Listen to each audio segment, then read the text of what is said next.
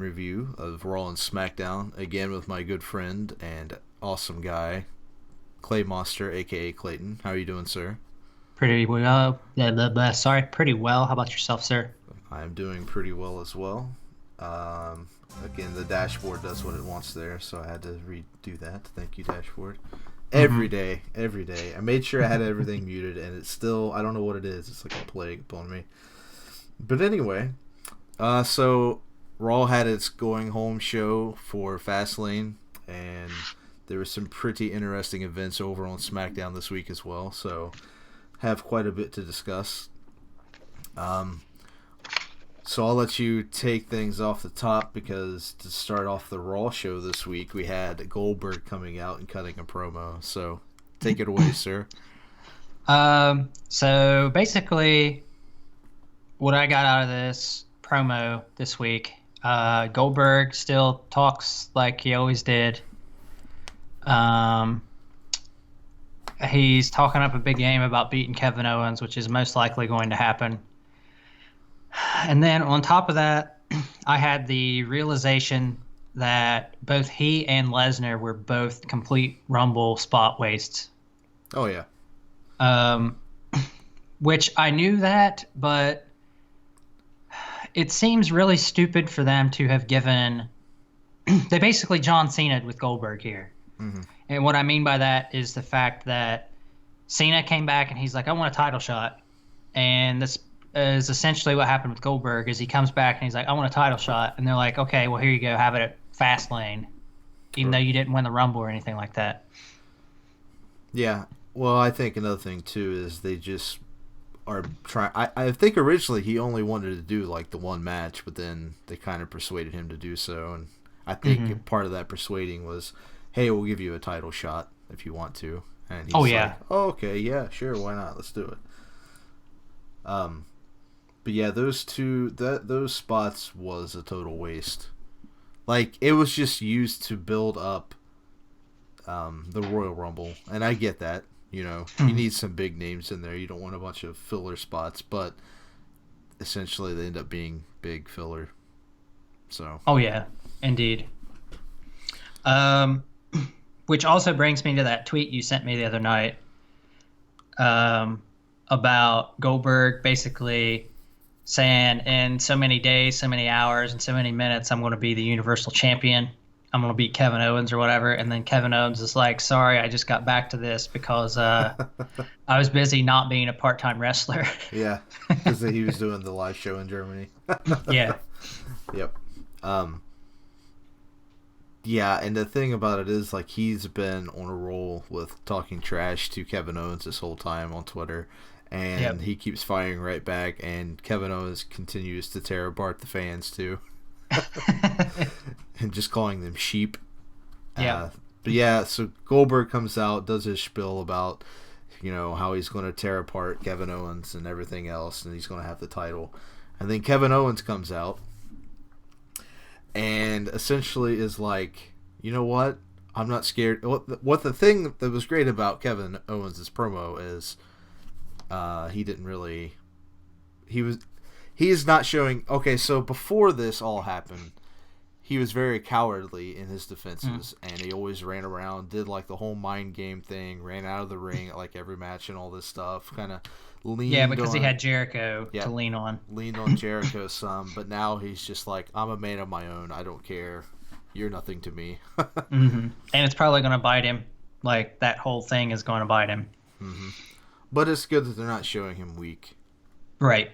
Because I agree. as soon as they announced this match, I know I've said it in previous weeks as well, but I'm like, what is he going to do against Goldberg where he just smashed Lesnar in a minute 28? So yeah. But I think that this is going to be an interesting match at Fastlane. I think there's going to be a lot of moving parts, and there's going to be some different storylines coming out of this, which we'll discuss later on Saturday at our prediction show. Yep. As we go over the entire card. Probably be about 9 p.m. Eastern Standard Time or a little bit after, so be sure to tune in then to see. It'll be myself, Clay Monster, and Lemon Merchant, who was on my Elimination Chamber show. So all three of us are going to go through the card and give our predictions. So it should be a good time. And then following Fastlane that night, probably about 30 minutes-ish afterwards, we're going to be going over the results of the show and what we thought of the show as a whole. It's going to be a good time. Yes. So, with that being said, let's continue onward. So it was a really good opening promo from both of them, I thought. So it was a good opening segment overall, and it started off with a nice bang, if you will. I agree, and it kind of makes me hate the part-time aspect to it because we could have gotten maybe a couple more promos from Goldberg at the same time, but we haven't because part-time. I know, and the thing with Goldberg is, like, he'll be here, let's just say Fastlane is not this weekend. Like, he showed up this week. He wouldn't show up next week. He would show up the week after. It's like every other week. Like, he has duties. So I guess that after Fastlane, well, we'll talk about that after Fastlane. Right. Okay, so the next segment that came up for the night was another horrendous New Day segment. Mm-hmm. And they came out. I don't know what's going on here with this nonsense. It's just they keep throwing different stuff at them every week. I figured it out. What's that? But continue on. Okay. I'll tell you when we get to it. So, essentially, at first they're coming out and they're acting like they're going to have they're promoting more of their ice cream, and they're saying again that they're going to be the hosts of WrestleMania, and they're talking about Bootios for everybody. Bootios, you guys don't want cheese, do you? Because of course they're in Green Bay, so they have to have some kind of cheese reference. Haha. Talking about Bootios, and then they're promoting more and more of their ice cream that's coming out, which CM Punk probably will not be very happy about. No. So they get in the ring, and then they're starting to do like a little Oscar spoof or parody or whatever you want to call it, where essentially they come out and they have a card and they're like, we're going to take The Shining out of the stars, and then Big E's like, I didn't write that because it was the cheesiest line ever, and good job for him shooting right in the middle of the ring again. Sure, he's going to get some heat from backstage again for that. Oh, yeah. But that's okay because stuff like that shouldn't happen. So then, I forget who it is. I want to say Xavier Woods or a ref or somebody. I don't remember who gave him another card. But another card, like the Shining Stars come out, and then they get a card, and they're like, oh, wait, no, the Shining Stars have a match with Big Show later. Never mind. We have a match with Rusev and Jinder Mahal. Again. Yep. For no reason. Yeah, it baffles me more and more each week. The Oscars thing did make me laugh. That whole little segment made me laugh really hard, but no one gets anything out of this. Nope. Rusev, I don't know if you caught the thing in the, like, somebody said something about the face mask actually gave Rusev more power, and I'm just like, are you stupid? More power, like and then somebody said that it made him look better, too, like, afterwards. Like, he looks better since he had the mask. But it's just like he had that because he had a broken like nose, right? Yeah. So, whatever. But yeah, I was gonna say that it had to be the thing. I figured it out, and it's the ice cream thing. But like, I didn't know there was legit going to be an ice cream, and now, ta-da! Right. Got to promote it somehow. And the fact that they're just going through and burying all these people, like they beat Jinder Mahal and Rusev again. So again, Rusev gets smashed when he's capable of so much more. And he's with Jinder Mahal, and nothing against Jinder, but he's not a draw. He's not a Rusev, and he's not a draw exactly. And I hated that they kept calling him Hard Body Mahal. Like, oh god, he's so chiseled. I just look at his veins, like. Why do we need to why is this even a thing? And it started with the John Cena stuff 2 or 3 weeks ago. But they just kept saying that over and over again, and it was just so annoying. But again, those two lost, they got buried. And at the end, Jinder was going for a tag to Rusev. Rusev was outside of the ring because somebody who was a Kofi was out there yelling at Lana. So he comes over, he's like, you disrespect my wife, and there's no tag for Jinder. Jinder gets squashed, gets beat, and then he's like, dude, what the heck, man? So Yep. hopefully that'll be the end of this terrible, terrible team that exists for absolutely no reason other than the fact that they're minority. Yep. Um, so that was a bad spot of the show, I think. And it's unfortunate because the New Day is capable of so much more. I agree. But And like because they have so much like different, they're like the perfect complement sort of deal. mm-hmm. But at the same time, I get it from like a backstage, like writing perspective that if they're going to be hosting stuff at WrestleMania, like you can't really have them in any kind of storyline. But at the same time, it's a month away, so you could give them something to do other than the fact that we got ice cream. Well, I think that what they were planning okay, so the Bootios thing was so popular. So now they're like, well, let's let them promote the ice cream too because it went over so well. And I don't know, maybe it also has something to do with them like holding the titles for as long as they did. Yeah, that could be. I don't know. That makes sense to kind of, yeah, maybe. But at the same time, as a good segment into the next thing is we had a Gallows and Big Cass match. Almost said both of them. I didn't see that. So okay, well they had another singles match, and like I just said, I'm pretty sure I said this last week. We're going to get a different rendition of a singles match between the four of these guys over and over again. Well, right before that, Enzo was cutting a promo backstage before there was like a commercial break or something. I don't remember. But anyway, a lot of people are getting annoyed with Enzo with his promos lately. And I think because they're getting a little cheesy and he just goes on and on and on with it. sexy fried chicken. It all started with that. But at the same time, like, I still like him, and he still cracks me up, but I can definitely see how people are getting annoyed with it. Oh, yeah. Like, he just needs to tone it down just a notch, I think. Mm-hmm. But anyway, so we had a singles match between Gallows and Anderson, and trying to think who won. So Big Cass won. Nothing really happened here. There was really nothing. We're basically just another segment, another filler going into Fastlane between these two teams. Right. And, it just kind of seems like, I don't know, like, this doesn't matter. I don't want to say it doesn't matter. Blah. Yeah, like, okay. I guess Enzo and Cass are up next.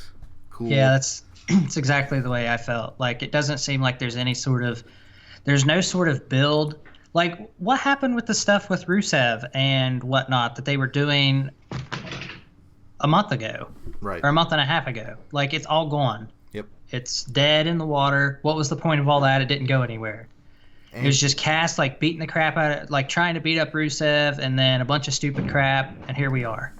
And another thing, too, ever since, like, as we've covered before, Gallows and Anderson have been booked terribly, okay? Mm-hmm. So they've been booked bad, and I think that like, I feel like whoever's backstage just don't know how to write stuff for them or know what to do with them exactly. Since they've got the belts, they haven't really done a whole lot with them. Fed them to Roman Reigns a few times.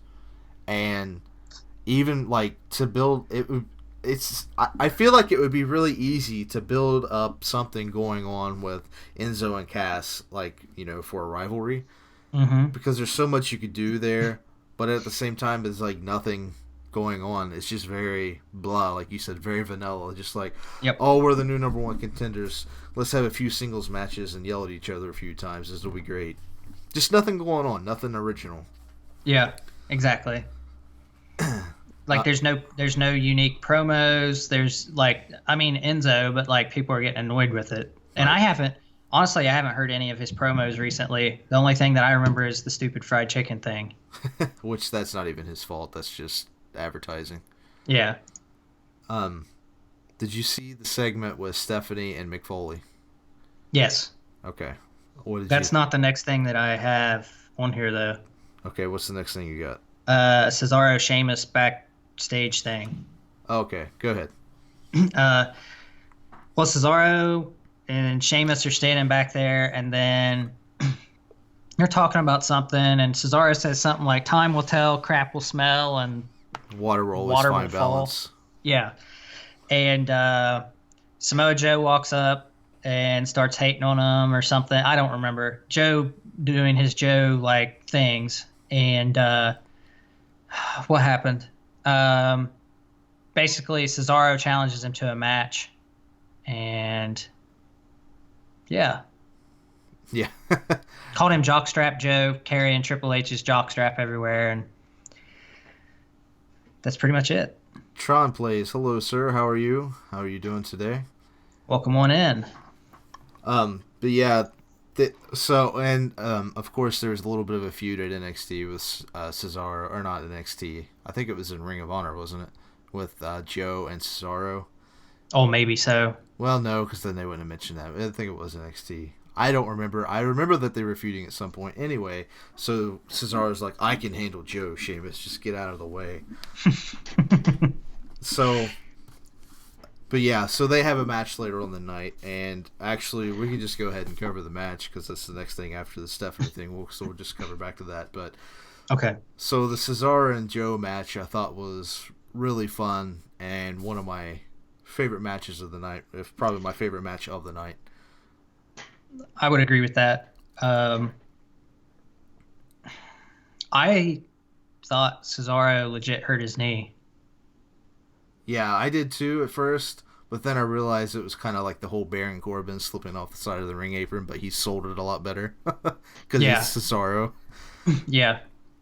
Hi, I'm doing fine, thanks. How are you guys? I'm doing excellent. Doing well. Thank you for asking. Just covering some fun wrestling stuff. Are you a big wrestling fan? But yeah, so there's a little bit like pretty much at the beginning they were just going like right into each other like slobber knocker style. Mm-hmm. And then they had the little theatrics going on with Cesaro where he acted like he was selling that he hurt his knee. And of course Joe was just going straight for the knee attacks and going after his knee, which of course is, typical Joe style. He's out to hurt people and destroy people and just keep climbing, Yep. keep climbing, keep climbing. But these guys put on a great offensive show, and they were showing a lot of variety of things that was going on, and there was some really cool, of course there's a million uppercuts in a Cesaro match, but he was doing some really cool uppercuts from different angles. And the only weird part to me is, well, it's not weird, but it's unfortunate that Joe can't use the Muscle Buster anymore, Mm-hmm.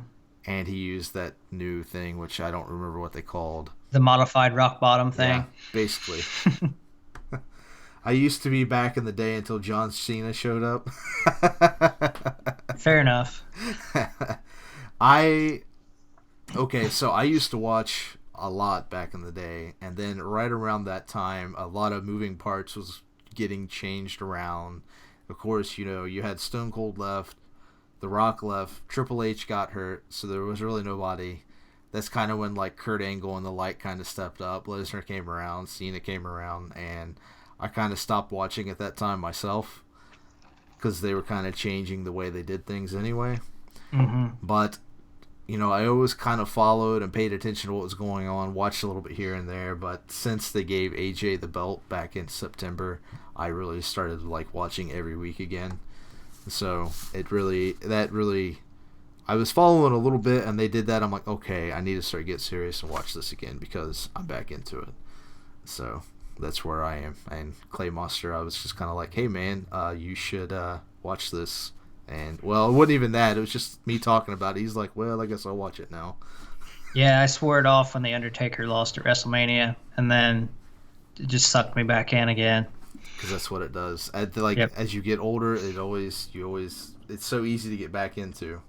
Even if you complain, you still get back into it. Yep. The Hardy Boys, are they still around? So the Hardy Boys are actually doing something really awesome right now. They've been in TNA, right? It's TNA. Well, I think it's called Impact now, but it's the equivalent. Basically TNA.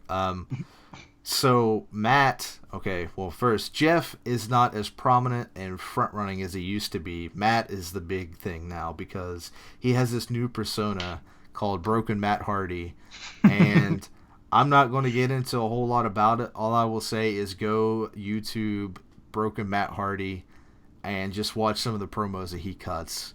At first, it's really weird, and you're like, what the heck is this? But it grows on you, and it is fantastic. Yep. And it's like the hottest thing. Actually, also, their TNA contracts are up, and it is believed WWE is actively trying to get them back over to WWE. So it remains to be seen or heard what is going to go on there. Yep. So are they around? Yes, probably bigger than they have been in a long time. At least Matt, not so much Jeff, right? But they're probably as big as they have been for a long time with the fans in general, not necessarily in WWE. So yeah, of course, Cesaro lost to Joe, which, I mean, obviously this is going to happen. They're not going to have Joe lose being around not even a month yet. Yeah, but at the same time, that really made me kind of. They can't, like, I guess I don't really like the fact that Cesaro is jobbing for Joe. It's nothing against Joe. It's just the fact that I really like Cesaro, and I don't like what they're doing with him in that regard. Well, here's the thing. It's like if you lose the belt, you go straight down to the bottom, and you got to work your way back up again. And that's what they do with everybody, and this is just the thing they're doing with Cesaro right now. And I agree. I don't want to see him lose because I like him so much as well, but at the same time, like, you just can't have Joe. Again, it's just you can't have him lose. I get it. Yeah. Like they're building him up as the destroyer guy, and they can't have him lose and still be the destroyer. They got to give him so much momentum until he faces somebody, that he can't lose to. But at the end of the match, right, Joe's like, celebrating up the ramp and everything. Sami Zayn's music hits. Sami Zayn does the blindside attack like Joe's been doing to everybody else, which is kind of like a heelish thing, but it's good in a way though. So Sami Zayn and Samoa Joe are going to have a match together at Fastlane. Nobody's going to lose to Joe at this point, or nobody's going to win against Joe at this point. So Joe, it's nice to see Sami Zayn come in and actually do something and get a spot where he looks strong against Joe versus just getting crushed over and over again. Right. So the segment I was talking about earlier with Mick Foley, which Mick Foley is the current general manager of Raw, and Stephanie McMahon is the commissioner of Raw. So, and he's been around for a while now, but essentially, thanks guys. Thanks I will guys. Thanks I watched the 2016 Royal Rumble. Triple H, the winner. Are you guys a fan? What was Triple H and Shawn Michaels' team called again? I forgot. You're thinking of D-Generation X, and Triple H being the winner of 2016. I'm not a huge. I don't know. I'm split on that, just for the simple fact that he's Triple H and where he stands in the company, and the fact that he came in at 30, didn't he? And then he won. Something like that. And then, of course, you had the whole Roman Reigns coming back to beat him thing. My big problem with it is you're doing something that not a lot of people like or are a fan of, and they know that. They hear the reactions all the time. Personally, but they did it anyway. Personally, like, I always kind of liked Triple H back in the day, and he's been showing up more and more coming into WrestleMania, and I'm really getting pumped for Triple H. But as far as at that point in time, I'm really torn on it. I can't say either way, because you're not giving the fans what they want, but at the same time, I don't have a problem with Triple H. I don't know. That's everybody has their own thing. What do you think, Clay Monster? I like the fact, I liked what they did, but they haven't done anything to make it all capitalized. Like that's one of the Rumbles where the actual belt was up for grabs, right? Yes. Okay, and then Triple H came back and it was basically one of those, like, if nobody can do it right, do it yourself sort of thing. Yep. And then Roman was the last one to get eliminated or something along those lines, and then he won at WrestleMania. Dean Ambrose was the last one. Okay. But didn't Roman end up fighting him last year at WrestleMania for the belt? Yes. And then, like... Everybody was like, boo, and The Rock came out and tried to make it better, and everybody was still like, boo. Yeah, they were like, well, we can't fix it now. And The Rock even, like, left. Yeah. Like, I guess on one hand, it makes sense with what they were doing, but...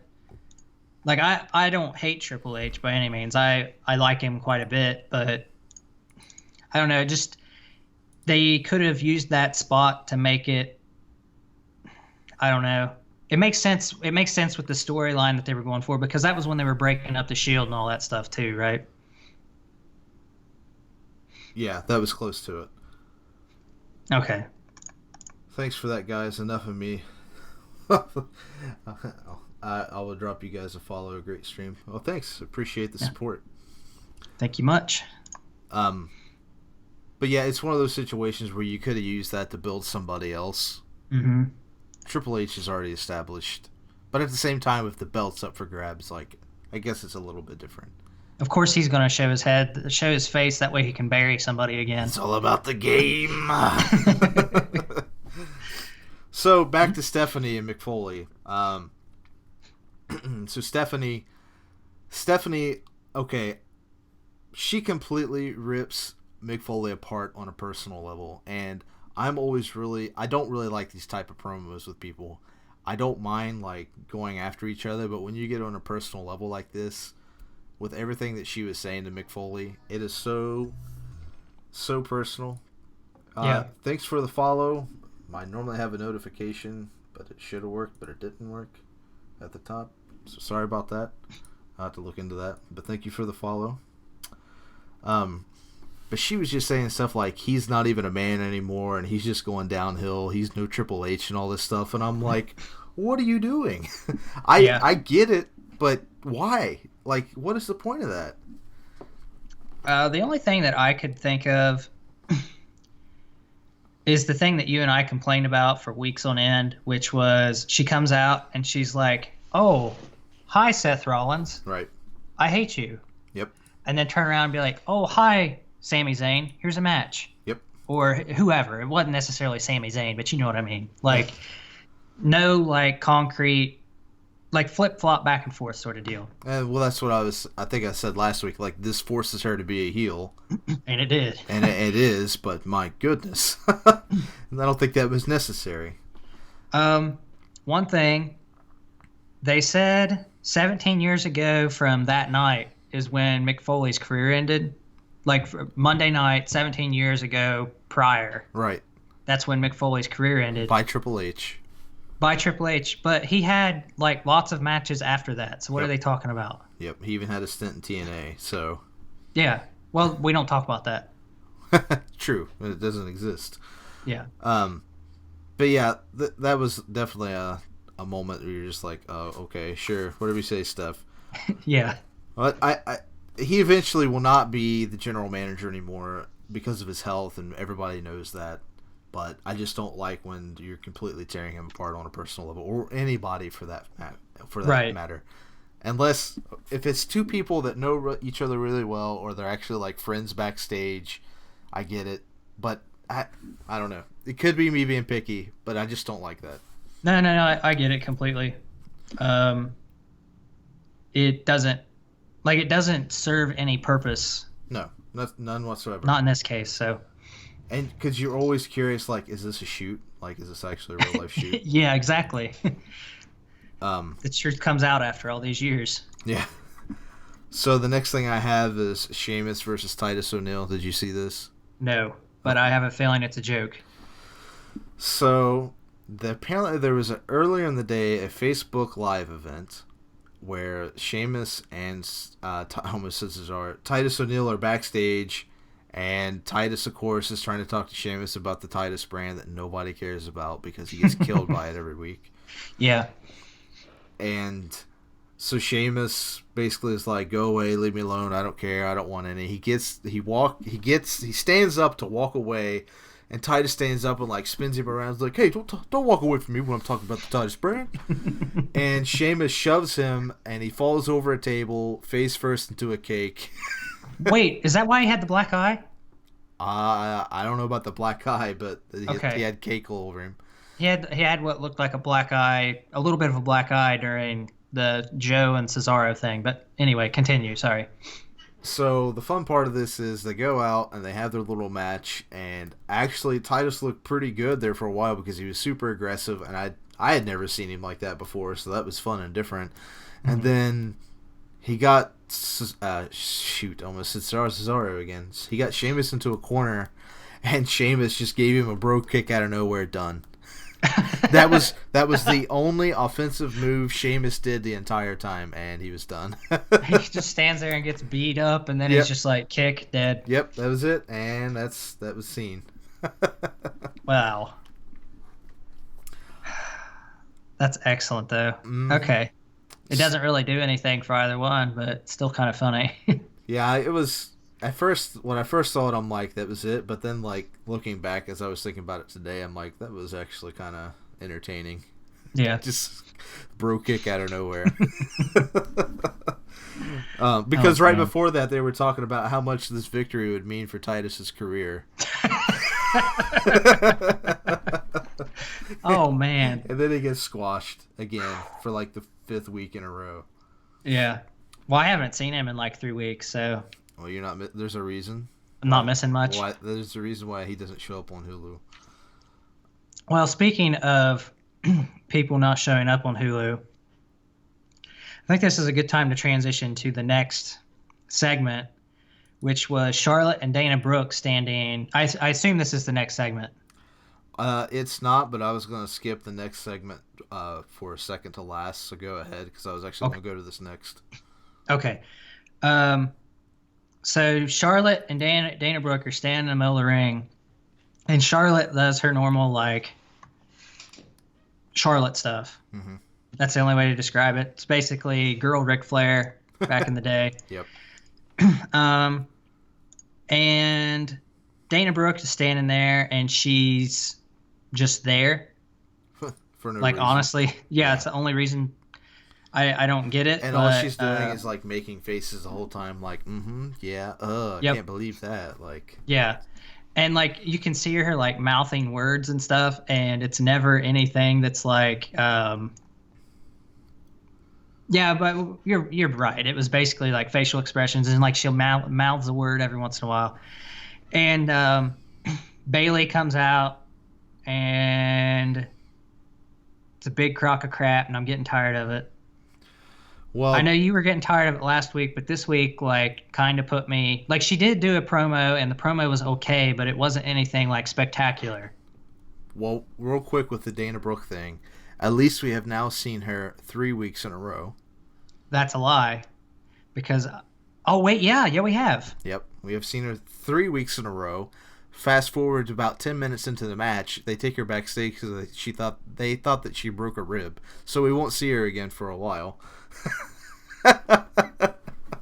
Okay. Because of the Bayley to belly suplex, like, out on the floor. Yeah. Apparently she, like, hurt a rib. They thought maybe she broke a rib, and they sent her away, like, immediately. So that's 3 weeks in a row for you. That's a new record. Now you're out of here. Yeah. Okay. So they actually said something about, oh, well, she's Charlotte's lackey. And I'm like, okay, well, that was a thing, but it's not anymore because she's gone. And then she's here for 2 days. And then she's off doing she's stuff gone for again. Charlotte, man. You don't know. Yeah, that's right. She's the one, like, in the back, like, cutting down the sandbags and stuff that fall down on people's heads.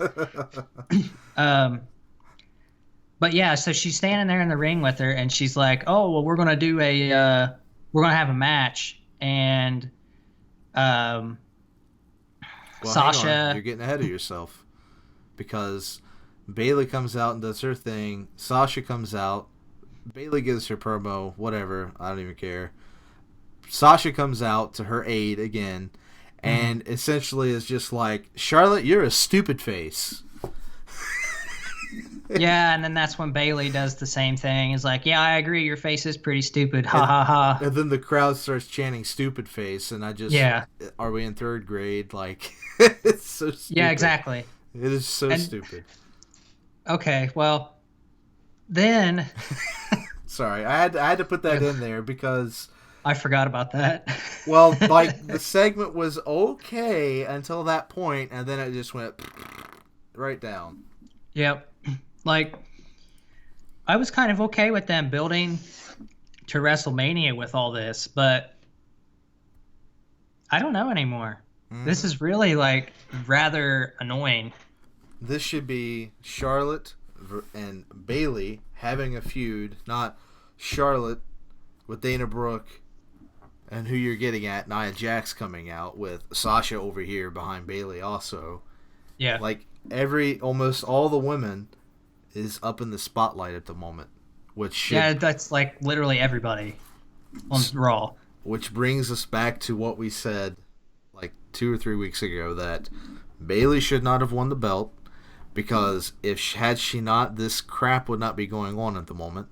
You Right. wouldn't have so many hands in the pot, so to speak. Mm-hmm. But anyway, to what you were getting at, you think that Dana Brooke is going to be in the match. Yep. And then she goes, "No, I picked this person." And it's not like we were stupid. Kind of saw it coming because, like, there's a better chance for hell to freeze over, basically, than for Dana Brooke to participate in a match. Mm-hmm. And like she looks totally flabbergasted when they announce that it's going to be Nia Jax. Yeah. And, like she comes down and yeah. This match I was totally uninterested in, and the woo chops are getting annoying. Not when okay, so when Charlotte does the woo chops, you know what I'm talking about, the Ric Flair like Right, yeah. smack woo. Well, I mean, they do that with everybody, though. Somebody gets Oh, a I chop. know, like it's just playing on that. But like when Charlotte does it, it's okay. But like when Bailey does it, she doesn't even do it right. Like she just taps them. Well, Bailey's still really green, and even though a lot of people like her, I don't think she's ready to hold a belt yet. Well, then Sasha does those girly slap things. And basically, not to be stupid, but literally is just smacking Nia Jax's tits the whole time. Yeah. And they actually like they said something about it being like a cat fight sort of deal, and I'm like, why are we talking about this? Yeah, if by cat fight you mean a grizzly bear against a mountain lion, Yeah. I guess. And this match did not like they should have done this match last week, and it should have been Sasha and Bailey versus Charlotte and Dana Brooke to resolve all this. Well, no, it should have been that. That's what it should have been this week, and it should have been that last week. But instead, last week we got Charlotte and Sasha. This week we get this cluster of a match, and it makes the champ look weak going into Fastlane. Because she lost again, and they had another segment backstage later on where Bailey was all like icing up with ice on her shoulder and all this, and Sasha was beat up. Somebody walked by and said something to him. I don't know.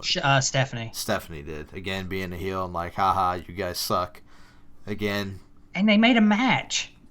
Well, hang on. Sorry. So, this is what should have happened instead of what they did.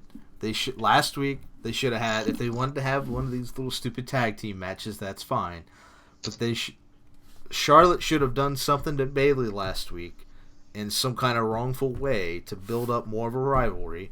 This week that should have been addressed in some kind of promo like they like to do, and preserve the sexy of those two having a match at Fastlane instead of squashing. Well, she didn't really get squashed, but instead of Bailey losing to those two again. And she got pinned too, so it makes her look.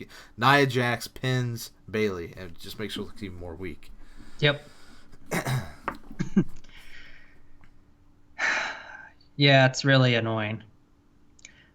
But Steph walks by, overhears them whining, and she makes a match at Fastlane Sasha Banks between versus Sasha Nia and Nia Jax. Jax. Yep. Because we care. there's been no bill. Well, I guess there was. Like, she came out and beat her up when she was on crutches or whatever. Mm-hmm. I don't. Yay. I don't care. Yeah. Yay. This is at this point in the show, my wife actually says they need more women on Raw. Mm-hmm. They do. And I mean, for that matter, they need more women on. Well, no, it's okay on SmackDown. They got about. yeah, I guess they do have people who actually compete instead of standing in the ring like. Well, I mean, they've got three. They've got about 3 face and 3 heel over on SmackDown, whereas Raw is basically just Sasha Banks and Bayley, and then The 5 that were in the ring, and then a bunch of heels. Yeah, and well, I guess they got Alicia Fox as well. Yeah, but she hasn't been on TV for ever. Well, she's with Noam Dar now, like his little manager girlfriend thing. My theory on that is she might be hurt, and they haven't said anything. I don't know. Then again, I don't really care as long as if she wrestles or not. So I don't really care about her. Right, I get it. I want to lead into the next segment because I know that you're just going to rant about it. It's not really a segment; it was just a advertisement for what was coming up. I don't think that you saw this though. Did you see the 205 Live segment? No. Okay, so there was a tag match with Neville. What's his face? Tony Nese, Jack Gallagher, and Jack Swan. No. Jake Swan, whatever. No, Jack Rich Swan. No. It might have been not Akira. Hell, I don't remember who it was. I don't blame you because you have to watch a totally different show. And that's how much I care about this, like the whole 205 thing. I don't even remember the other guy. Exactly. But regardless, whoever it was, T.J. Perkins. Oh, okay. And T.J. Perkins came out with Jack Gallagher. They didn't even play T.J. Perkins' entrance, which is probably one of the coolest ones. Right. And the same with Neville. They didn't even do Tony Nese's. Like, Tony Nese just came out with him. And again, here we are. We have the tag team with the champion losing. However, Are you serious? They pinned Tony Nese in the ring. Neville could have broke it up, but he just like turned his back on Nese basically and walked off like, I don't care.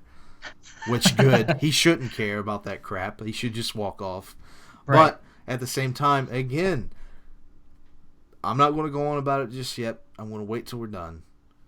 But again, we have another champion losing in a match and making them look... Well, it didn't really make Neville look weak the way they did it, but at the same time, on the card... It didn't do anything for him. On the card, it has Neville champion with Tony Nese defeated. So, There we are. Which brings us to the second worst part of the night. Go ahead, I'll let you do it. Okay, well... Oh, wait. Are you saying... Okay, I will just assume that when you say second worst part of the night, you mean the big splash advertisement for, get ready, bet you can't guess what's coming. No, a contract signing. Oh my goodness, a contract signing. They never do those. I know, right? What happened? Tell me. Well, there was a contract signing, and that's all the promo said. But then... For what? We'll get to that later because that's the end of the show, and I want to leave it there. Okay. Seth Rollins and Corey Graves. Okay, well, I was going to do that last, but... Oh. Nope, it's fine. Okay. Because I was wanting to leave Raw on a high note. Okay. That's okay. We'll go ahead and do it, though. So... Well, actually, I thought that the thing that they did with it was actually pretty funny, but... What, with contract signing? Yeah. Not funny, but, like, it was another good Braun moment. Well, let's just go ahead and freaking do it. Okay, so Braun, they have the contract signing for a match that doesn't even have a title in it. Braun's just like, I want Roman to sign a piece of paper. I don't want him to run away. And Mick's like, I don't think he's going to tuck his tail because, in quotations, he's the big dog. I hate that.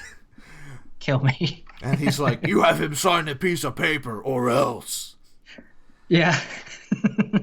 So, and then as he's walking off, Mick Foley's like, or else. Because everybody's just been shitting all over Mick Foley all night long.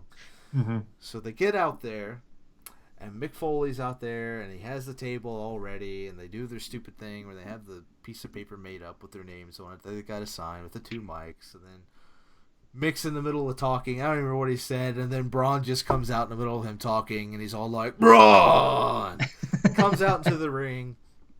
And he's going on. He's like, Stephanie's right. You're a weak and pathetic man. You're not even a challenge. Maybe one time, but not anymore. And then Mick's like, I've had enough of this. Yeah, he goes off. He goes off finally, which I guess it was good that he went off on Braun because Braun's the big bad guy, you know. But I would have rather. I'm waiting for him to snap on Stephanie instead. Yeah. But anyway, so Braun basically like starts backing him up against the table like he's getting ready to hurt him. Cue the big dog music, and I'll let you take over from here. Okay. Because I turned it off. Did you really? Yes. I know what happened, but I did turn it off. I'm like, I'm done with this. Okay. Well, they come down. Roman comes down in his Romanness. His vest. Yeah, his stupid vest, his stupid hair, stupidness. And he comes down and he's like, Braun actually like climbs out of the ring to catch him. And they fight back and forth for a few minutes, and then they get in the ring. Actually, no, they don't get in the ring. Braun throws Roman, like, not throws him, but like Irish whips him, like he's going to throw him into the stairs sort of deal. Right. And Roman jumps over it. And I think this is the first Superman punch. Just like he runs and jumps off the stairs and boom. Yeah, just the first. You would think that would be enough, but we're still doing pointless moves in 2017. So then, I think this is where they do their little segment where they go out into the audience and Braun is just manhandling the hell out of freaking Roman. Mm-hmm. And out of nowhere, there's a spear. No, there's another Superman punch. Like he's up in the, like those stairs, like stadium stairs. He like jumps off of those and Superman punches. Number 2. And then somehow or another, he gets Braun over on like a barrier, and Braun's standing there recovering from whatever it was, and he does that stupid bullcrap that he does, spears him through the barricade, and basically they killed that dude. Right.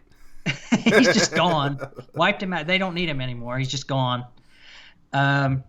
And Roman climbs into the ring, like gets in the ring and like is standing there and is like looking over there like Roman Reigns typically does, is like, oh, blah, blah, blah, like looks over and sees Braun getting up, and Braun basically goes, is that all you got? Then this is when Roman's like signing the paper, getting ready to sign the paper. So Braun gets in the ring, and I believe there's another Superman punch delivered. And I think he actually cocks his fist again. Oh, that stupid crap. I want somebody at Fastlane to be like, how many Superman punches is it going to take to topple down this monster among men? So, at this point, Roman goes to do another spear, which is totally unoriginal move, and like 18 people do it, and it's just so annoying. Better than Edge's spear. Edge's was more like a arm grab, shoulder takedown. It wasn't even a spear. Well, it's not better because it's of who's doing it. Mr. No Personality, no one cares about. Whatever. Anyway, go on. That's irrelevant in this, I guess. We have him go to spear Braun again, and Braun like grabs him by the neck and like throws him into the turnbuckle. And I wrote down I wrote down turnbuckle explosion because the turnbuckle like shoots out of the thing, whatever you want to call it, like fell out of there, and Roman like rolls back in the middle of the ring and just lays there for a second, and then he starts like rolling around like, oh, that hurts so bad. Yeah. And the announcers at this point are like yelling about how it's a solid steel turnbuckle. It's not that solid. When last week, when they were doing the George the Animal Steel like memorial thing, he's like chewing one up. So I don't get it. Maybe we've come a long way in the past 40 years, 30, whatever. Mm-hmm. Yeah, like then Roman gets up all weary and like signs the paper, and Braun does his like grin thing that he does. And His creeper smile. yeah, it's a good creeper smile though. So, I mean, what the good that did come out of this was the fact that Braun, and I think it has a really good potential to be just a slugfest. Mm-hmm. My only thing is, I wish I. Well, never mind. I'm not going to say it yet. I'm going to keep that till Saturday. But Okay, well, I think I know what you're going to say, and it's that they've built Braun up a lot, and they're going to have him lose. I don't think he's going to lose. You don't think so? Mm-mm. We'll cover this Saturday, though. Okay. I do want to touch on something pertaining to this real quick, though. Okay. It's the fact that they're not going to let Braun do half of the stuff that he does, that he's been doing, like the drop kicks and all that, to Roman Reigns. Because Roman Reigns is the poster boy, supposed to replace Cena, even though I'm pretty sure more people hate Roman Reigns than hate John Cena. Yeah. At this juncture. I could agree with that. Yeah. So okay. So the best part of the night, so we haven't heard really anything from Seth Rollins at all. He hasn't made an appearance since he got hurt. So tonight he came in to address this thing, which I'm glad he didn't sit down with Michael Cole, and I'm glad that they gave Corey Graves a shot to sit down with him. It's funny that you actually mentioned that last week or the week before about how you wanted Corey Graves to start doing this stuff, and then they did. Yep. I just think that he has the personality for it, you know. He's kind of the bro, like, hey, man, what's going on? And that's exactly what he did. Yep. But yeah, so he comes out, and he's like, man, I got to ask the question, how's the knee? Like, it was a very... the way that he went about the interview was just like me and you hadn't seen each other in like a month and just sit down like, hey, man. Exactly. How's life? Yeah. And it wasn't Michael Cole talking with Vince in his ear saying, you need to ask him this question or you're fired. Mitch Abudio's right now. But yeah, so Seth, you know, he's like, man, my knee hurts. And then he goes on basically to ask him, you know, what about WrestleMania? Well, he says, you know, this time away has sucked. It's been terrible. It's felt really bad, man. Like, this has been really crappy. Mm-hmm. And then Corey's like, you know, well, what about WrestleMania? Well, how's things looking? And Seth gets a little choked up, and he's like, doesn't look like it's going to happen. I don't think it's not in the picture. I don't think it's going to happen. And he starts to say something else, and Triple H's music kicks on. And I'm feeling like a little schoolgirl at this point. Because they haven't really gone face-to-face yet. This is actually the first time that they will go face-to-face, like in a promo. Because the last time we thought it was going to happen is when Joe hurt Seth. NXT. They didn't go face-to-face. I thought he was... Okay, I guess Rollins it was in like... the ring, and then Triple H had the security come out and take him out. Right. So Triple H comes up. Well, before they actually have this segment, they have like the whole story arc of what's been going on as far as Seth in NXT, getting the NXT belt, coming to the main roster, joining sides of Triple H getting him the belt, you know, being in his good graces, and then Triple H turning on him, and then basically ever since then, Seth Rollins has just been wanting Triple H and only been on a, quote, destructive path to get there. Mm-hmm. So here we are. Fighting Kevin Owens and Chris Jericho every week. Yeah, that's he did have to fight to get there, I guess. Yeah. So we're finally at this moment. They finally come face to face. Samoa Joe comes out and is on the other side of the ring, which I didn't even see him come out. I don't even know where the hell he came from. Yeah, I don't know either. And essentially, Triple H is like, if you come... He says a bunch of stuff about, you know, how Seth Rollins is nothing. He's washed up. He doesn't need to be around anymore. He's just like any other superstar at this point. He needs to call it quits. And if he shows up at WrestleMania, it's going to be the last thing that Seth Rollins does. So don't do it. And Triple H starts to walk away, and Seth is... Well, hang on. I did forget one important part that really pissed me off. Real quick, the crowd in Green Bay sucks terribly. For a lot of different reasons, at a lot of different points in the night. But they're sitting there. Seth is cutting a great promo, and they start chanting CM Punk. Why? What is the I didn't point? hear that. Yeah. Oh, yes, I did. Yes, I did. I remember that now. And I'm just like, are you guys idiots? What is the point of them chanting CM Punk at the moment? I'll tell you why. Because of what happened last week after they went off the air. Oh, yeah, well, that's going to happen. 2 weeks in a row? Come on. So, it was just stupid. And that crowd sucked. So hopefully they never go back to Green Bay for a long time. And if you're going from Green Bay and you were there, I'm sorry, but it sucked. So anyway, so Triple H starts to walk away, and Seth is like, "Wait a minute," and he's basically, I don't remember all the words he said, but essentially it came down to the fact of, I will be at WrestleMania, and I will be there. I will show up. And if it's the last thing I do, then you're going to go down with me. And man, it felt excellent. Yep. I've been wanting this. I've been looking forward to this for a while. And if hopefully everything does go right and he does show up at WrestleMania, because I still think it pins a little bit on his injury. But I think this is going to be one hell of a match. And I don't think it's going to happen at WrestleMania. I think they're going to save it for whatever comes after Backlash or whatever it is now. Used to be Backlash. Backlash is SmackDown. And that's stupid. That's towards the end of the year. That's actually where AJ won the belt this year. Okay. Well, whatever that pay-per-view is that happens after. I want to say it's like Extreme Rules maybe, or Money in the Bank. Money in the Bank's in May, so maybe Money in the Bank. It's either going to be Extreme Rules or it's going to be Money in the Bank. Okay. But regardless, I think hopefully it does happen at WrestleMania. I think it'll be a great match, and I also think that if it goes right, Seth will win, and I think it's going to do a lot for Seth as far as him being the face, because he hasn't been able to acquire much momentum, and a lot of people have dogged him for it since he made the switch to face, but I don't really blame him, because I cannot tell you more than maybe 3 or 4 wins that he's got since he's been a face, since I've been watching. They've always had him lose.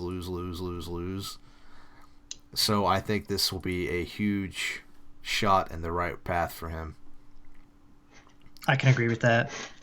So yeah, what'd you think of the segment? I don't like how they're treating Joe. Like, I get it. I get the point. I get what they're going with him, but I don't like how they're having him say one thing, which is, I'm not Triple H's lackey, I just beat up people. And then, like, anytime Triple H shows up, he's like, well, I'm here with him. Ha ha ha. Right. Like, I get why they're doing it, but it's just kind of dumb for me. Because he says all that, and then he has that match with Cesaro, and then he's out there with Triple H, like, right after that. Yep. I know. I get it. It's one of those wrestling things. Yeah. It's as stupid as like the people turning around and being like, "Oh no, they played their music," and then like they get a roll up. I see what you mean, and it is very annoying. Mm-hmm. But at the same time, like, I don't know, like, it's building to better things. I just hope like if they do have a match, it's not the typical like WWE thing where Joe comes in and like ruins the match. If they did it at WrestleMania, I don't think that would be the case. I think that Seth would get the upper hand against both of them. I would guess. I mean, I would hope so. Would hope, but if it was any other pay-per-view, I'd say Joe would come out. But given the fact that it's WrestleMania, I don't think they're going to let that happen. Well, I mean, they ruined the show last year, so what's to stop them from this year? Well, you just want to give them the benefit of the doubt that they learned their lesson. Okay. Well, you want to move on? Yeah. Hold on. There was one more thing that we forgot, and it's Beth Phoenix being inducted into the Hall of Fame. Yep, which a lot of people are crying about, saying that it should have been Chyna instead of her. Well, Chyna, I guess there's this big thing with her where she left on not good graces or whatever. Mm-hmm. So she's probably never going to be, but... I feel like they will eventually. I don't think they'll never give it to her, but at the same time, right. I don't know. Beth Phoenix deserves it either way. I agree. You can't take it away from Beth Phoenix, the fact that she doesn't deserve it, so... Yeah, it's fine. It would be different if it was somebody like super random, like what's her name? Terry Runnels, the chick with gold dust there for a while. Like, if she Yeah. was to get into, like, okay, what is this? But it's not. Or Michelle McCool. Yeah. So that was Raw as a whole. We talked beforehand of what I thought of the show, and I said it was a 6.5 out of 10. That I would give it a six. A six. a 6. Yeah. I'm only giving it the 0.5 because Seth Rollins came on, honestly, but it's just me. It was just a fanboy in me. I got you. But yeah, so SmackDown this week. Well, first I just want to run over real quick, just real fast. So that was the send-off show to Fastlane, and right now the card for Fastlane is Sasha Banks versus Nia Jax. We have Gallows and Anderson versus Enzo and Big Cass. We have Neville versus Jack Gallagher. Well, the prior matches for the tag belt. Neville versus Jack Gallagher for the cruiserweight belt. Sami Zayn versus Samoa Joe. Bayley versus Charlotte for the women's title. Roman Reigns versus Braun. And then we have Kevin Owens versus Goldberg. Did you say Sasha versus Nia Jax? Yeah, that was the first one I said. Okay. Yep. Seven matches. 7, yep. And they had like maybe 3 or 4 matches on Raw this past week. They had 1, 2, 3, 4, 5, 6. 6 matches. Wow. That beats their recent record. So SmackDown this week. A lot of things was up in the air from last week because of the Rumble match, Battle Royal match, whatever you want to call it match. Yeah. And so there was a lot of questions left to be answered. I think also last week, no, it was 2 weeks ago. So at this point, of course, we had Randy Orton saying, "I'm not going to face you, Bray." And that stirred up the Battle Royal, which had Luke Harper and AJ Styles left. They both hit their feet at the same time. Quote unquote. To have a draw, so they had a match this week to whoever won would be the number 1 contender. I gotta say, this is easily one of the worst finishes to a Battle Royal that I've ever seen. Like, the Cena and Batista thing was... Accident. What makes this bad is the fact that they wanted to do it this way. And the fact that you can clearly see AJ fall and hit the ground, and then Luke, like, rolls off. Like, oh. Which, honestly, I understand it's hard. Was... It was going to be really hard for them to get it right anyway, but kudos to those two for trying. I think what happened there was, I don't want to say Luke was at fault, but that was on Luke. And he didn't time that the way he should have. Because it was close. Basically, he got himself caught up on the edge of the ring. He didn't roll off the way he should have. So, yeah. But at the same time, though, they did address that at the beginning. The beginning of the show, because they used the hard camera. Well, but still, at least they addressed it, and they didn't just like ignore it. But they did. But then they played stupid and acted like they didn't have that other shot, which they currently show. Like they showed during the match was AJ hitting the ground and Luke's feet hitting the ground after. But at least they said something about it, though. I will give them that. That's all I'm trying to say. Normally WWE is just force feed, accept it, be gone. Yeah. At least they were Shane's well, you made a call, it's fine. We're gonna have a match tonight. I was okay with that. But I know that's one of those you step back into reality, dude, you just showed us this. What are you talking about?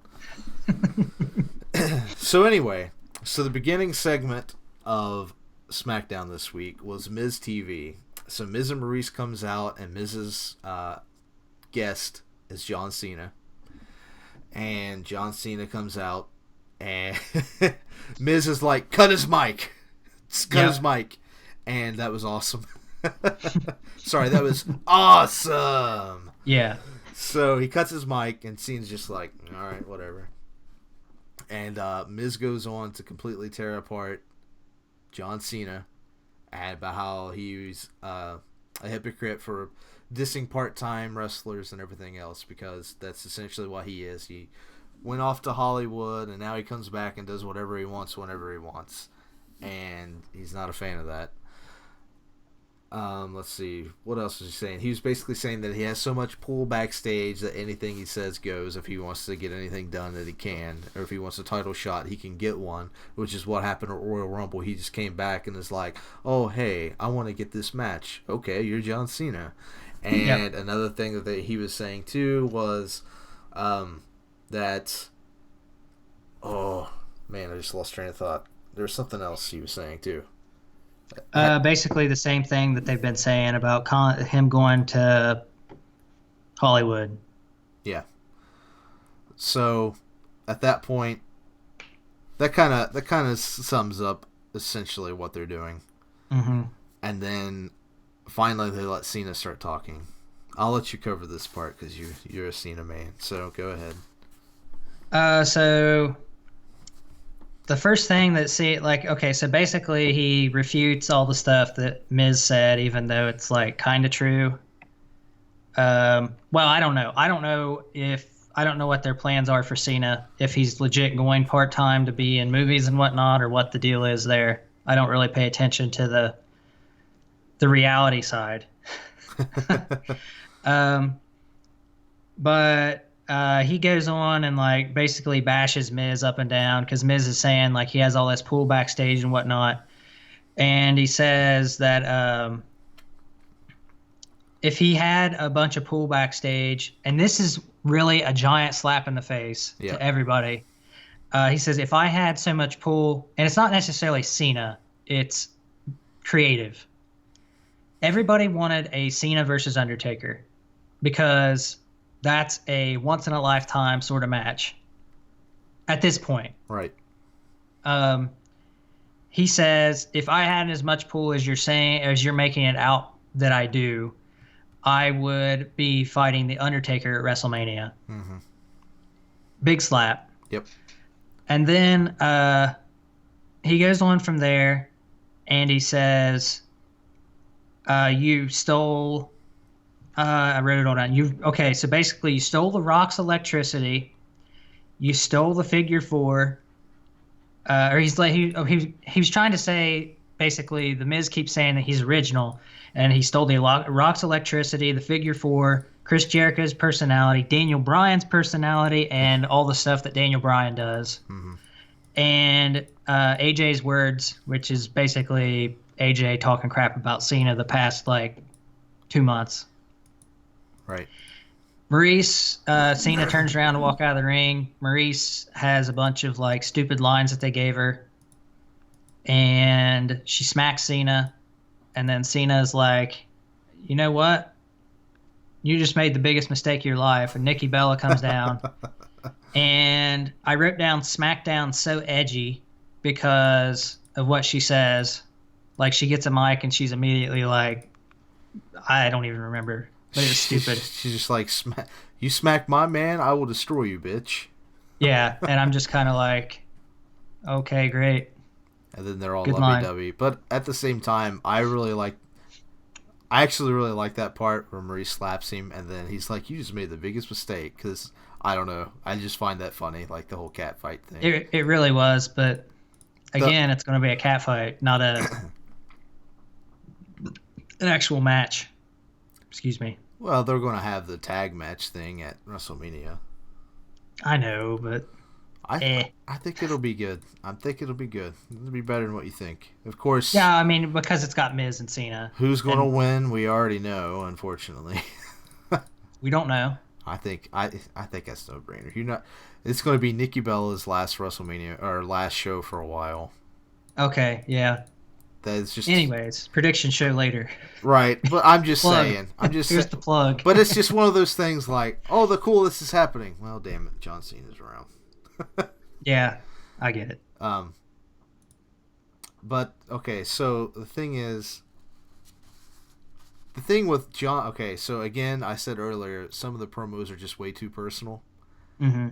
I felt like Cena just gets like the Miz was getting personal, but like Cena took a step too far with how personal he was going. Like, all your moves is like Ric Flair and Daniel Bryan and all this stuff, and it's just like, well, I mean, John, there's this thing called reinventing yourself and your character over and over again that you really haven't done in like 7 or 8 years. So, just saying. Yeah, and his thing was, I'm original and I have been or whatever, and I'm just like, okay, whatever, just can we move this along? Right. Like, I'm not trying to hate on John Cena because, like, as we all know, I'm not a big fan of him. But at the same time, it's like, dude, you gotta like do something different every now and then, man. Yeah. And what I really didn't like about it is the fact that I've said over and over again that The Miz has done like the best work that he's done in the past year and everything that he's done for the Intercontinental. And they're just going to cap it off with a giant burial. Yep. And then John Cena comes in and basically just destroys everything that he's been doing just like that and buries it all. And it's like, man, come on. I like the segment as a whole. I thought it was a good segment. But just that personal thing, again, sometimes the promos are too personal. Had John not taken it that far, I don't think it would have been that bad. But again, those two have been around for a while, so I'm sure they were backstage like, hey man, what if I say this? Is this cool? Oh yeah, cool. You have to know that they have been. Between those two, I'm sure that happened. Also, the thing that bugged me the most about this whole thing was Miz's. Okay, so you know that WWE thing that they put on all the mics? Yeah. His was upside down. Because it's Miz TV. I did not know that. They do that on purpose. I did not know that. Today I learned. Your face just got red. It's okay. Well, okay, so they've always done that? Yep. I would think with as big as they try to make his ego and everything that they would like give him his own. Like an Enzo mic. Yeah. Yeah. But no, he always does that. Gotta cheap out somewhere, I guess. So the next great part of the night that everybody loved and looked forward to. Hold on. We forgot to talk about how that segment was 20 minutes long. Oh, you know what? I had 25 minutes. Oh, okay. And so there we go again. Opening segment taking up about 1/4 of the entire show. Yeah. And the segment was good, but the length of it was like. Mm-hmm. And I was thinking while I was watching it too. I'm like, my goodness, how long is this going to go on? Mm-hmm. But I don't know if it was right there or if it was afterwards or whatever, but I'm just going to go ahead and mention it. I don't even know if you saw it or not because of Hulu. But John Cena and Nikki Bella are backstage with Renee Young, maybe. And they're all like, hey, what you think about that? Well, out of nowhere comes Carmella and Ellsworth. Yeah, that was later on in the night, but it's just the thing that everybody was looking forward to. You said it already. Yep. And they're basically like, hey, blah, blah, blah. And John Cena's just like, hey, you know what? Let's have a match. Because we just want to see an Ellsworth match. Just love it. So that's going to happen. And why is he still around? I think at this point they gave him a contract for like 6 months. And at this point they're like, shit, that was way too long. He's the Homer Bailey of the WWE. Yeah. Don't do Homer. No, don't do Ellsworth like that. Bailey's just 10 times worse. Gosh, don't even get me started on that crap.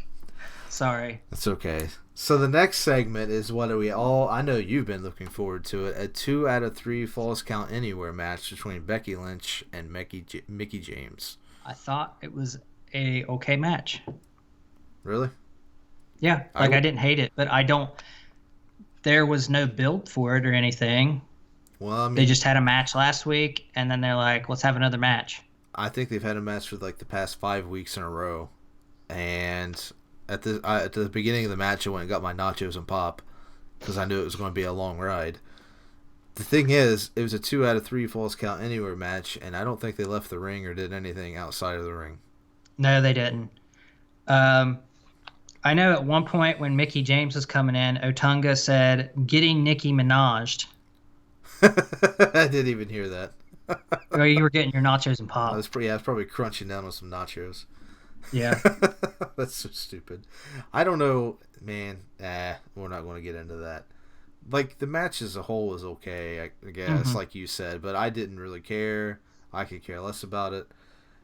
It's not that either one of them are terrible by any means. No. It's just, why should we care about it? They haven't really given us.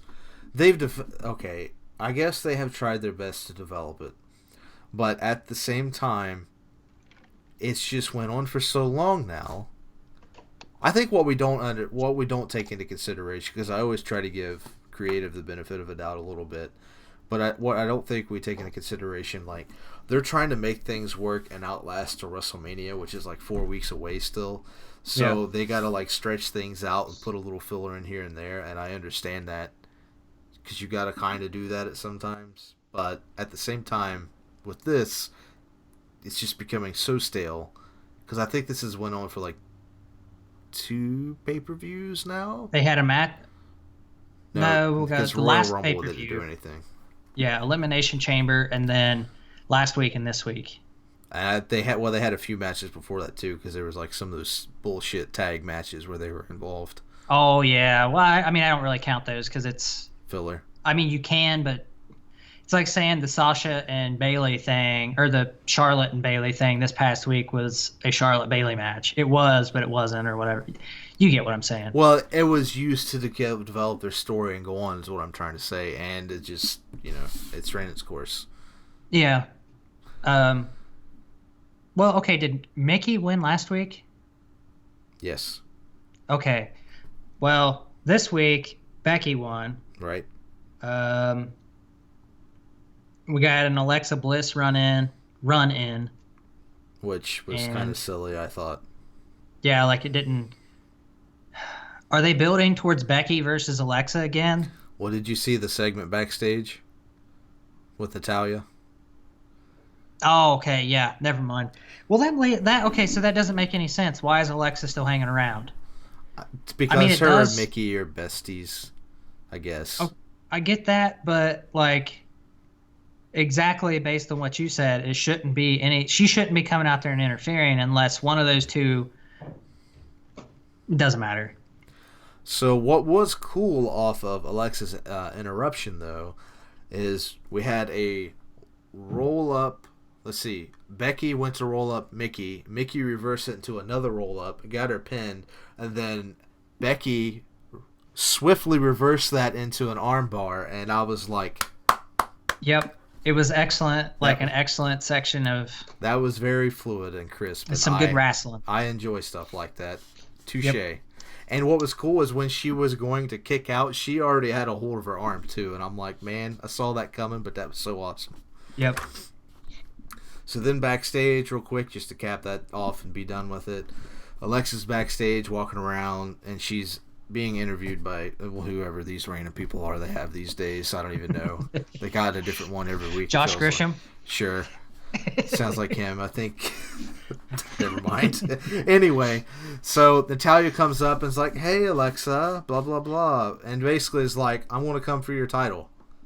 And, okay, I guess that's what we're going to get next. Yay. Yeah, that's just what I was looking forward to. But I think that it's okay, because the belt's got to go to somebody. I didn't see them leaving it on Alexa very long again. Yeah. And Naomi's going to be out for X amount of time. So who would be the next one to give it to? You don't want to give it back to Becky again, even though Becky's still kind of like the face of that division, women's division, really, and in the fans' eyes in general. But I think Natalya is a good pick to do so. I just wish that they had spent... her promos feel so flat and fake and crap to me. Well, you got to think of what she's been in lately. She's been in that crap with Nikki, and you haven't liked that at all, though.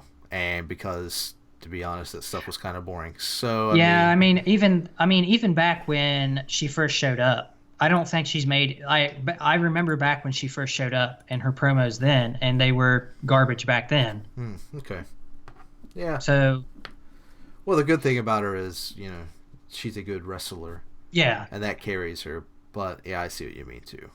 Yeah. I just like my people to have both. Yeah, I agree. It gives more flavor to the overall. So there was that. That was woohoo. Yeah, whatever. Yeah. So the next thing was the AJ versus Luke Harper. Oh, well, hold on. There was a promo where Luke Harper and Bray were going back and forth. Well, not back and forth, but Luke Harper said a bunch of stuff, and then Bray kind of responded. Oh yeah. for all, like over a promo sort of deal. That was pretty cool, I thought. Yeah, I forgot all about that. I'll let you talk about it then. Go ahead. Well, basically, so Luke's in a room full of light bulbs, like he usually is, for whatever reason, and he's talking about how he's going to beat AJ. Well, he doesn't say he's going to beat AJ. He's just like, "I'm going to see you at WrestleMania," sort of deal. And Bray responds, and he's like, typical Bray Wyatt, like backstage, not backstage, but like in a boiler room, whatever, that's dark, and he's like doing his typical Bray Wyatt like spiel. Luke, you don't understand. I'm going to get you, and you will be snatched up in the arms of oblivion. Yep. Yeah. Sister Abigail. Yeah, that's pretty much all there is to say about that. I honestly thought that was the route we were going to go, because for whatever reason, I thought that they were going to hold all this off until what we see at the very end of the night, and I'm not going to spoil that yet. So we have the AJ and Luke match, which was a fantastic match from both men. Yep, I agree 110%.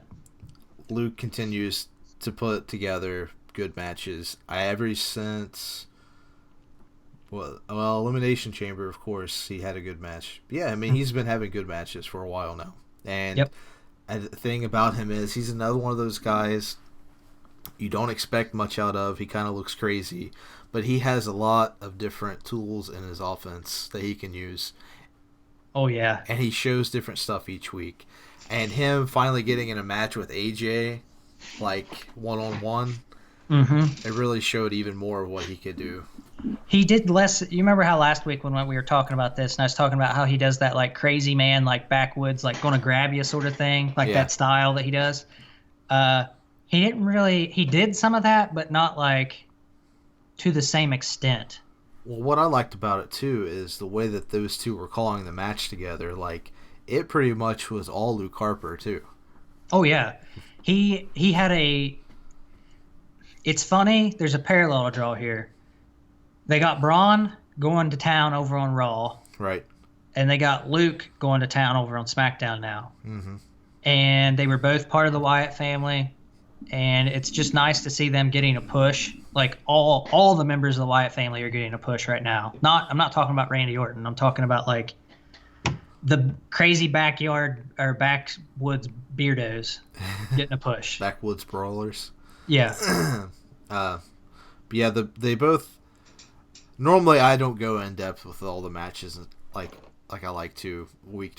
I normally do that for the pay-per-views, and I'm not going to do it now. But I'm just going to say that, if there was a match to go and watch from this week, I would definitely say that this would be the match to go to watch from Raw or SmackDown for sure. Yep. But we had a false finish. AJ hit the phenomenal forearm on Luke Harper, which is close to the rope, and I knew I had the feeling when it was that close to the rope, he was going to throw his foot up on the rope, but AJ pinned him in a way where the ref couldn't see it, so he acted like AJ won. Money. AJ smacked his foot off the rope, like, get that out of here. Dude, that was such a heel thing, and I just wanted to kiss his forehead. That was so good. That's just where I'm like, again, golf clap, like, good job, man. Yep. But then you thought that AJ was going to win. He starts celebrating, and then all of a sudden we get money. And then out comes old Shane O'Mac and We Trust in. Yep. And he comes in, and he's like, This match is not over. Restart the match. His foot was on the rope. Enough of this crap. And AJ's like, WTF, mate.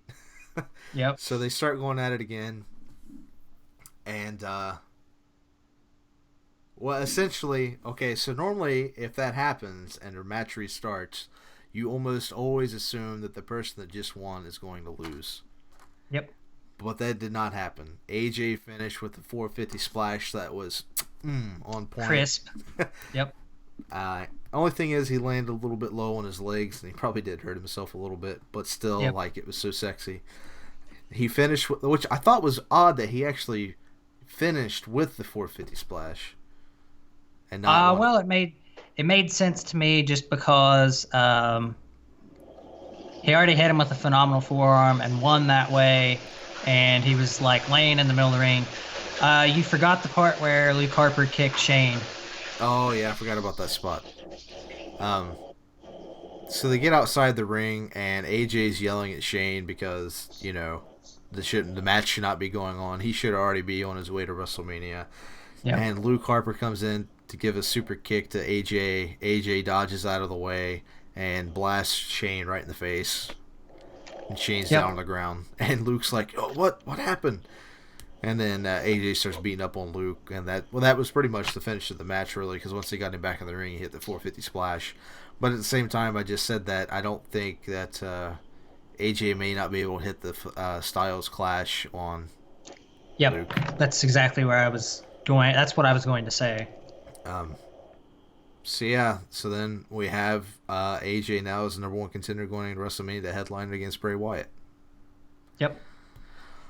So, unless I'm missing anything, did you see the Dean Ambrose segment? I wrote down drunk dude wants Baron Corbin. Okay, so Dean Ambrose has a match scheduled to defend his belt against Kurt Hawkins. I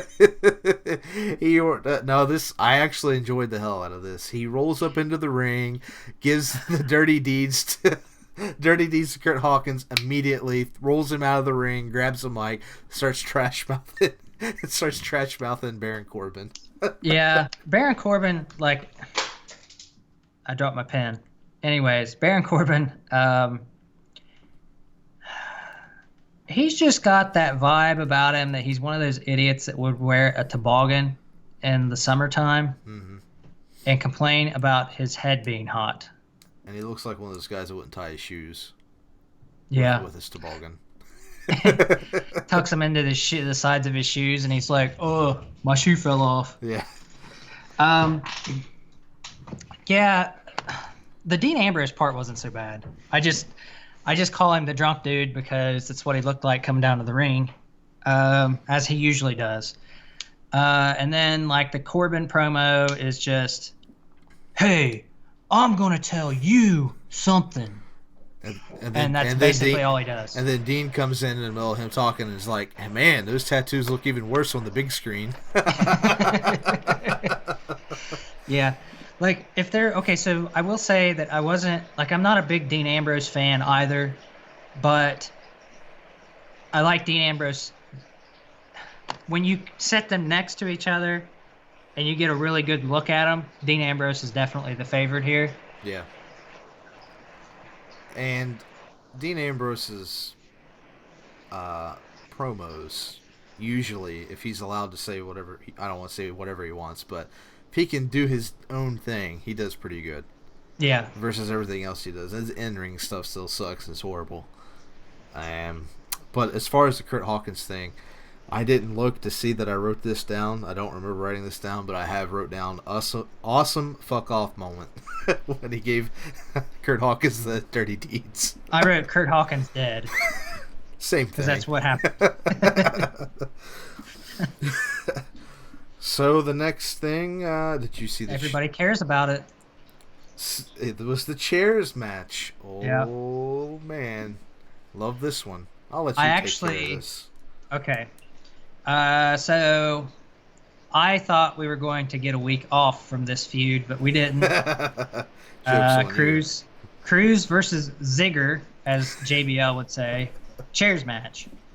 And they didn't advertise it, quote unquote, until I think the thing right before with Baron Corbin and I'm gonna call him drunk dude because for whatever Dean Ambrose.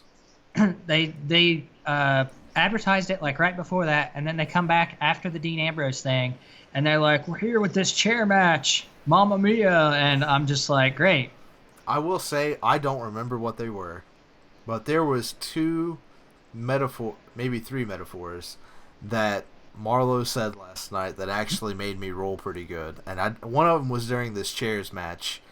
When at the end when he this is a spoiler what we're going to talk about, but whenever he the finish when he smashes him down over top the chair between his legs, whatever he said about his nuts there was a very good metaphor, but I don't remember what it was. But anyway, go ahead. So yeah, Ziggler wins. But I will say again,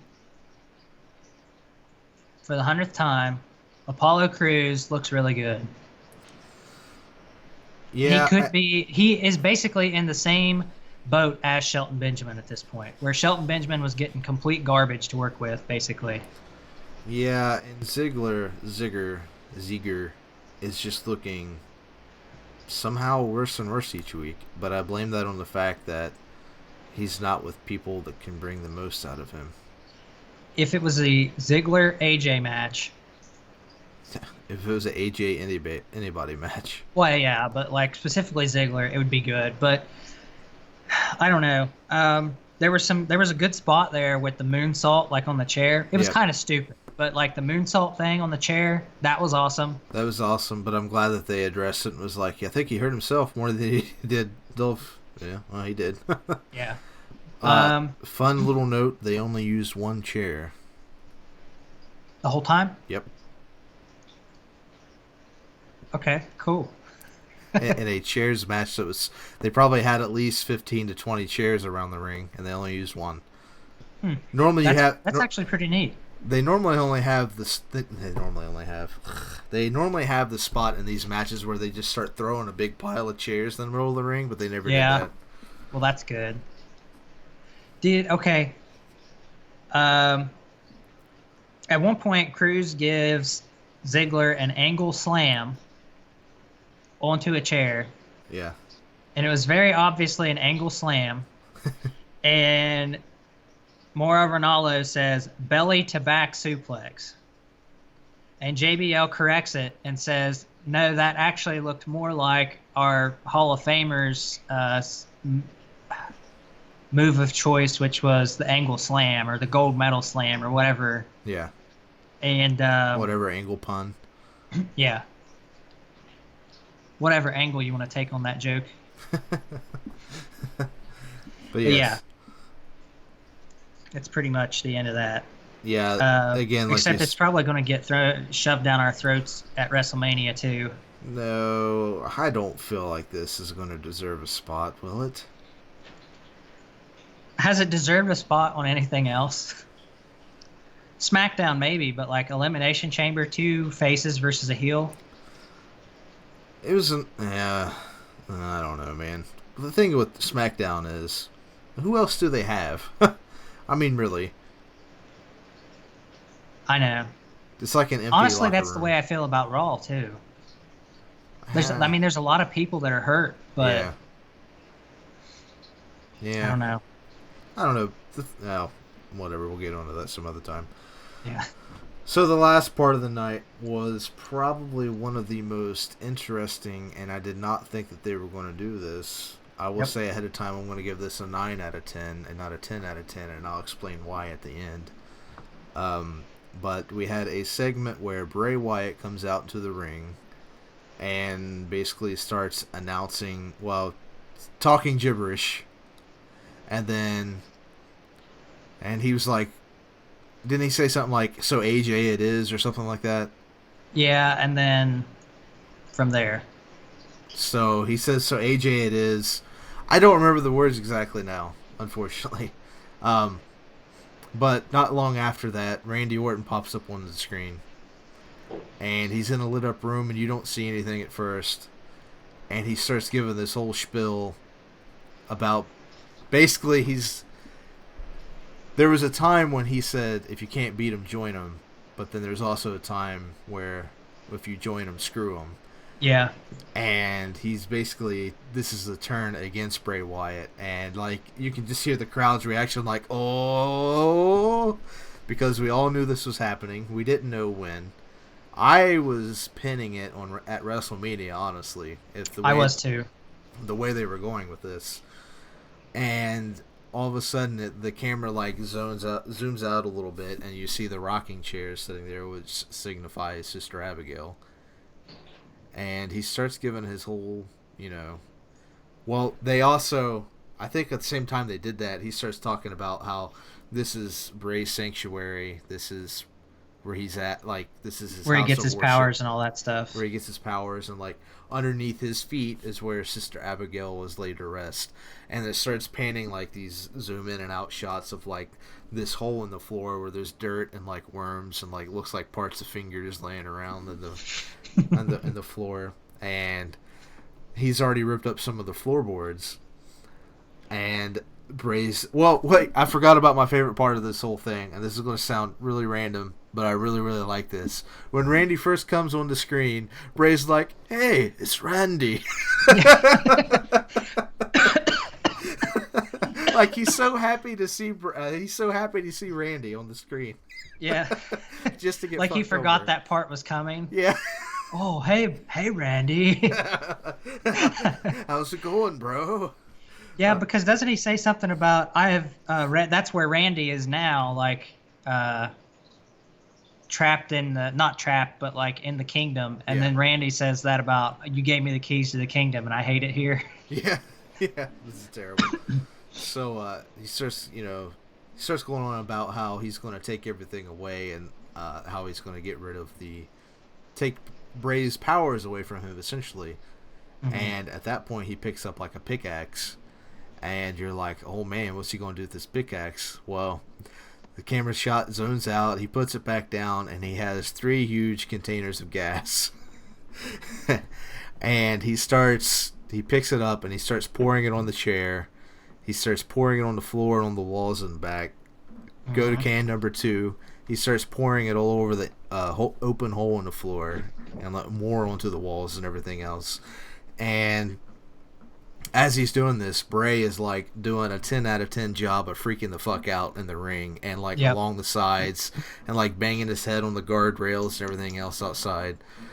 And then Randy takes this huge jug of gas and he opens the door outside, throws the gas all over the front of the building, and then starts pouring a line of gas onto the ground all the way up to this tree. I don't remember everything he was saying once he got out there. When Randy got outside? Yeah. I don't know, but it was something about I'm going to burn this to the ground. And it had like the fire that he almost put his fingers in. And then he like ever so slowly like grabs it with the other hand. Yeah. Well, he was basically saying that he was going to burn the kingdom down and finally get rid of all of Bray's powers, and he will not have anything else because at this point, of course, Luke has already turned on Bray and turned face, so he split up the Wyatt family, and now we're going to have Randy, Randy and Bray thing. Yeah. So, but yeah, well, when he went to light up what looked like a sparkler, when he went to light it up, like you could actually see like his hands like with some light like shimmer on it where he had gas on his hands. And me and the wife both were like, he's got gas on his hands. And that's when he did that little like careful switch.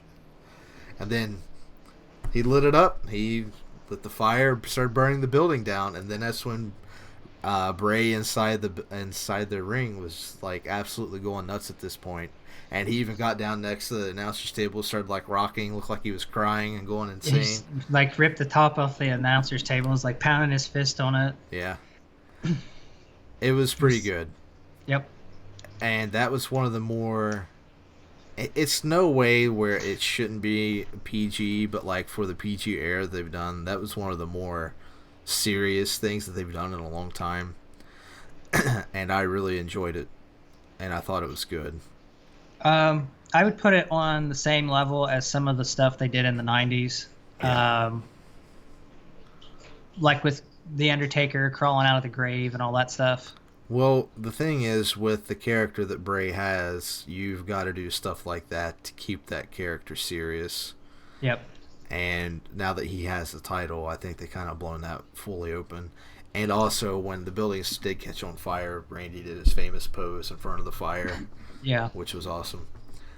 So, I said I gave it a 9 out of 10, and I didn't give it a 10 out of 10. And the reason why is, this is going to sound super picky, but just hear me out. Picky Ricky. So, when he picked up the pickaxe, at some point, he should have destroyed the chair. We should have saw him destroy the chair, because the chair signifies Sister Abigail. And I think that he should have taken the pickaxe to it or something to destroy the chair.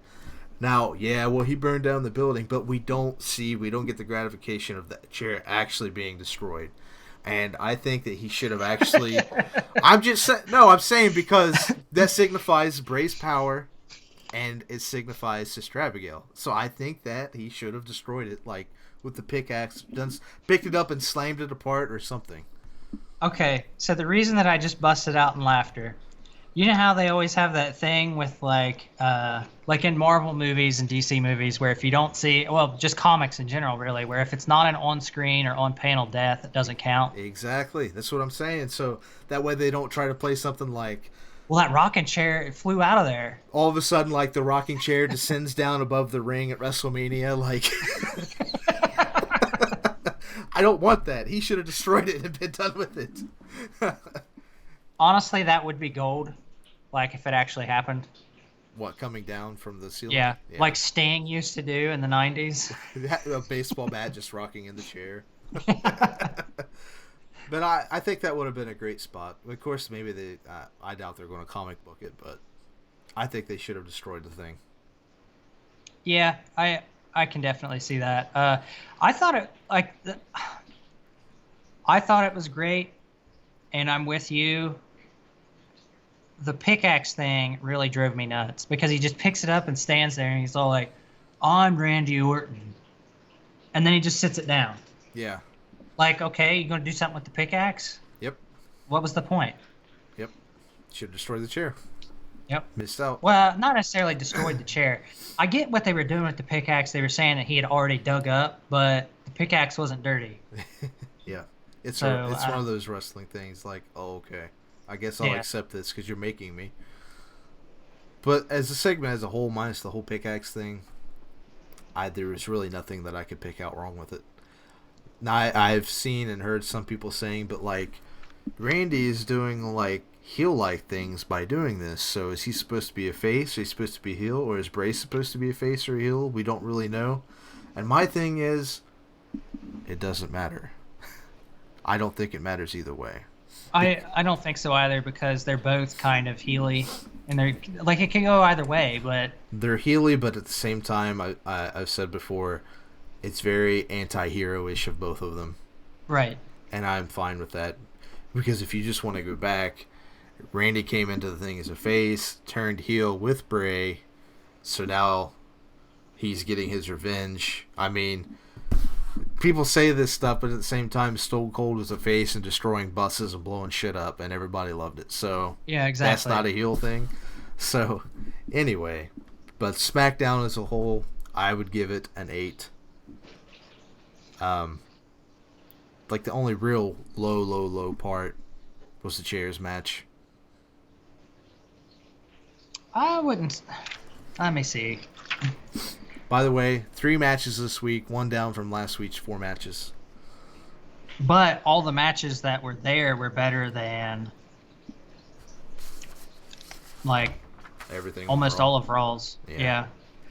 I think I would give it. You gave it an 8? Well, I'm giving it an 8 because the opening promo, the ending promo, the AJ match. Okay. Yeah, I can agree with an 8 because an 8. I think this is the first week that I actually liked SmackDown better as a whole. Well, another reason why I'm going to say that, not to interrupt you, but another reason I say it is they didn't really have any filler this episode.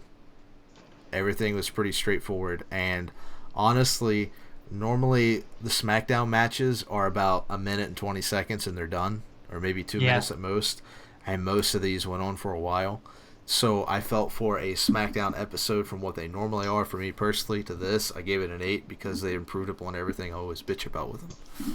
And because there was no American Alpha, don't care, give a crap match. And no Uso 20 super kicks for you. Yeah. Yeah. Yeah, I can agree with that. I think it was better. I'd give it an 8 just because there was a lot of good this week. And all the matches actually built to something. Yep. So my the thing I did put about the ending segment was flaming RKO out of nowhere. RKO's the building. Yeah. But yeah, that was it for the week. You know, the thing with the whole Raw episode though, it was a send off episode for Fastlane, so you're going to have that kind of watered down nonsense because you can't. It's just like what we were complaining about with the women's match. You don't want to have all your people that's going to be in the pay per view competing. Mm-hmm. It just doesn't look good, and you could screw up too many things with it. So, Right. but I think overall that the Fastlane pay per view as a whole, I think that there's at least 3 matches I think is going to be really good, and I'm excited for. The rest, it all depends on what they do with it. Yep, I agree with that. I think I don't want to discuss what are just a few matches, and for the most part, it's really boils down to how well creative plays it. Yep. So with that, that's going to do it for us this week. Again on Saturday at 9 o'clock. Well, roughly 9 o'clock. Maybe a little bit later than that. We will be doing our prediction show. Sorry. But we did our prediction show. We'll be going over this with myself, Clay Monster, and Lemon, and we'll go a little bit more in depth of what we're meaning right here, or what we hope to see outcome. Actually, the way I might spin this is I might actually just be like, with you and Lemon, be like, what do you guys think? Like, you two doing the thing, and then me being like, okay, this is what I think. Like, I don't know. Anyway. But yeah, Sounds good. and then after Fastlane, probably about 30 minutes after it's done, we'll be doing the full show. We'll go, how I've said a little bit last week, and I said a little bit tonight, I like to go in depth on the pay-per-views with how the actual performances and the moves and all that stuff. So it'll be much more in depth than what we normally do. Hey, it was a good match. If you go to good spots, like we're going to go in depth, like that Superfly Snuka's jump thing was awesome. You know, that was mistimed. That blah blah blah. I like doing that stuff a lot more for the pay-per-views. So. Right. All right, everybody. That's it for us. I hope you guys have a good night, and thanks for watching us. Yep. Thank you, guys.